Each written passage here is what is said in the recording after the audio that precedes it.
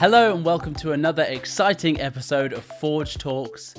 I'm up a little earlier than I'm used to. Oh, don't look at that. Hang on.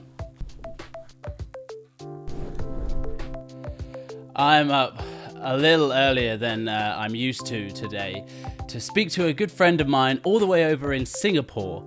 I'm joined today by Ajay Biani, who is the Managing Director of the ASEAN region.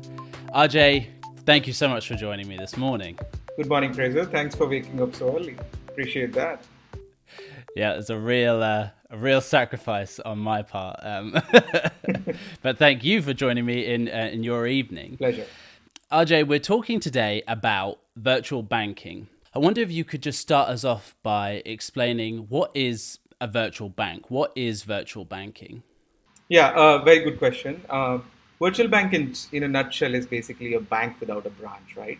They only operate online by the means of a mobile app or could have a website, okay? Now, while they only have online presence, but they provide all the services, right? Opening an account, making deposits, making your payment. So anything and everything that you used to do by having a account with a branch-based bank is what exactly virtual bank provides without a branch, right? So that's in a nutshell the definition of a virtual bank. In some countries, they're also called neobanks.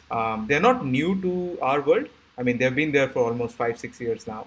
The interesting fact about virtual banks is it brings in a good combination of telcos, retail companies who want to enter into the banking space but do not want to set up all the infrastructure around it because it is an expensive affair.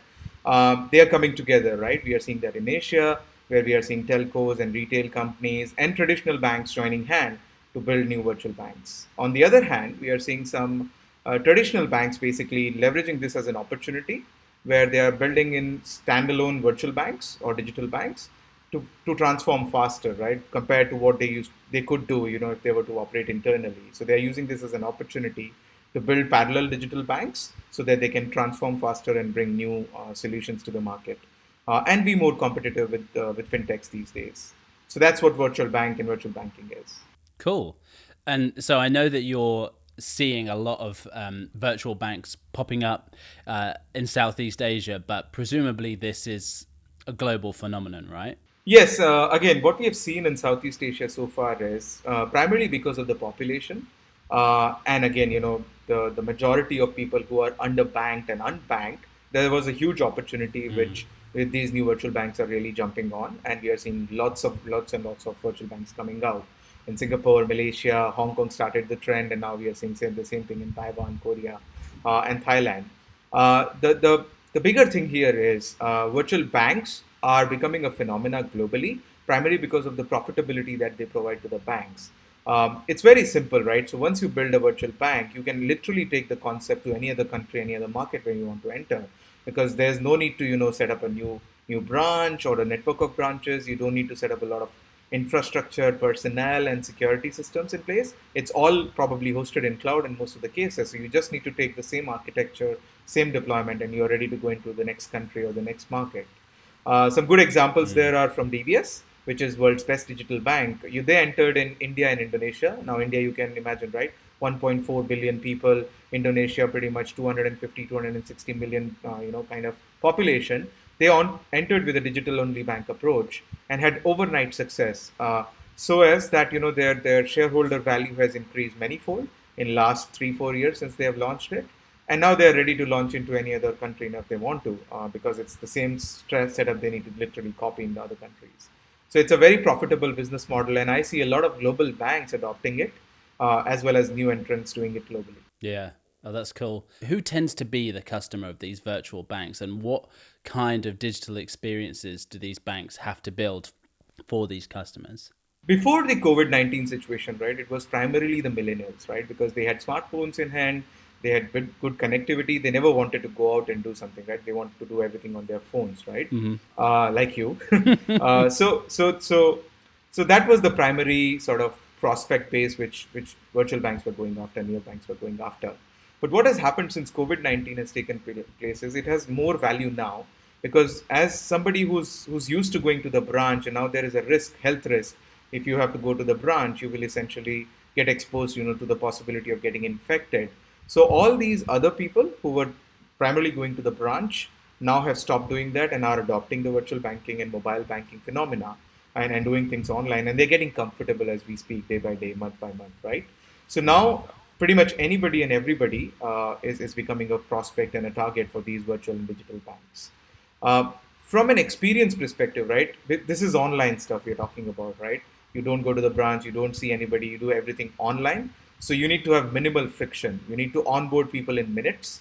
You need to do it in a frictionless and seamless manner, and giving them simple options to use their phone as the multi-factor authentication token. The enrollment process has to take minimal clicks, or it would be great if you can just scan a QR code and you're onboarded, right? That kind of experience is expected, and that's the bare minimum we are talking about, right? More and more banks are coming up with new feature sets, some advanced offerings as part of virtual banking experience, like setting up your own goals, which you want to achieve, like buying a car, buying a home, and that basically behind the scene goes and sets up a recurring deposit plan. So you define your goal as a dream, and that gets executed over a period of time that you think it should be, and automatically you have savings which you can use at the end of it. So these are the kind of examples we are seeing, and from an experience perspective, how virtual banks are sort of attracting customers and prospects. Sure.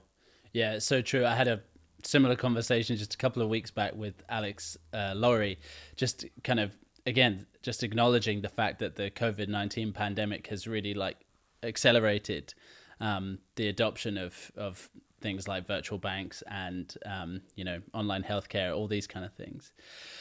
So I'm getting that virtual banking is great and very useful. I can see the appeal. What's the role of digital identity in all this then?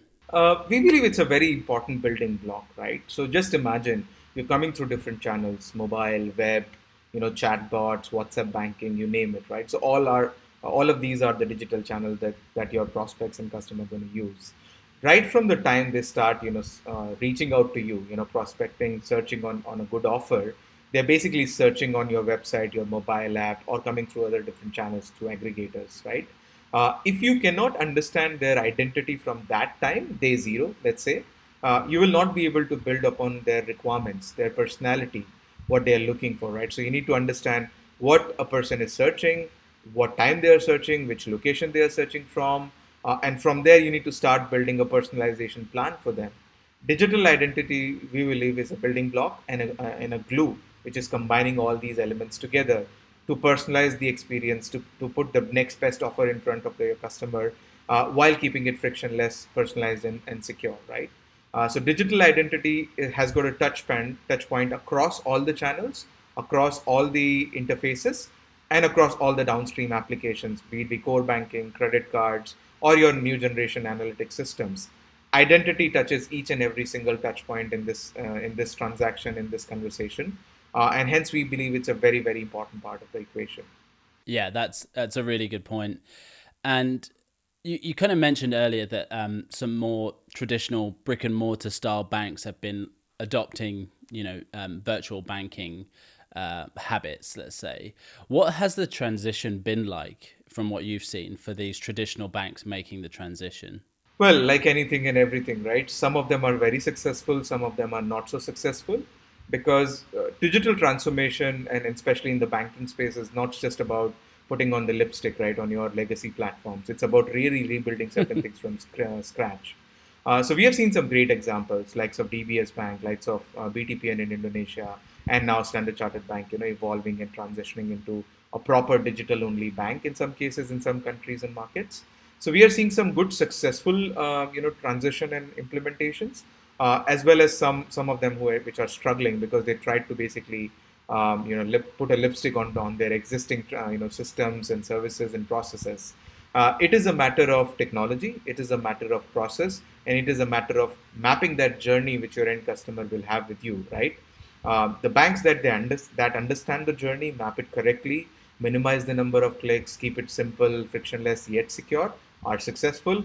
But the ones which kind of mix up with, with the steps they have to take and do not map the journeys correctly are struggling. So what we have seen is the digital traditional banks that have adopted journey-based approach are successful and are getting good results. The banks that have taken a parallel banking approach where they have built a digital bank parallelly to the existing legacy banks are successful versus the ones which try to do it on the existing system. So there are mixed flavors there. Mm. Yeah, I think it as well is it's so affected by the fact that people have an expectation of what they want their own digital experiences to be like based on other companies that they're working with. So it's almost like there's an expectation not even based on another banking experience. And so in your opinion, what does it take then for a bank to be competitive in a virtual banking world? Yeah, first and foremost, you rightly said, right? They are talking about Amazon experience. They're talking about the Google experience, which they get, when they are coming through digital channels. They don't need to have multiple identities. They can get seamless access to different services, right? So one is that kind of journeys, that kind of services that they get by single digital identity. That's a key, requirement from a perspective of virtual banks being successful and competitive in the market. The second is time to market, right? As you see new features coming out, there are going to be hundreds of virtual banks globally. That's the reality of it. Whoever moves faster and whoever gets first to the market with a new feature set gets the masses, right? Just like what we saw with say taxi aggregator in case of Uber, right? When Uber came out, it was a new concept. They got a lot of masses, adopting it. The same thing is about virtual banking. You come up with a new feature set, functionality, offering, quick time to market, you get mass market share. The other thing is about scalability, right? A lot of initial failure that happened with virtual banks was around they did not predict the success, right? Or the adoption rates. And that really meant they were not able to scale up when the demand was high. And that's one of the key factors when you're building new virtual bank. You need to take care of the scale that can really happen. Now, in some cases you can predict it, in most of the cases you cannot predict it, right? So that's where I think leveraging the technologies and having multi-cloud and horizontal and vertical scaling option, leveraging DevOps functionality, is again a key attribute to the success of good virtual banks. And again, the trust, right? As a brand, when you go out in the market, you could be a legacy bank, you could be a new bank altogether. It's about the trust the customer will have with you when they start transacting with you, right? So rolling out that initial offer, from there personalizing services, coming up with the options to the customer rather than customer searching for it, is what is really making that difference of they connecting with the bank, having trust in the bank, and essentially trusting them with their money, right, eventually. So these are the key traits we are seeing with successful virtual banks. Okay, and then one final question for more technically inclined viewers watching.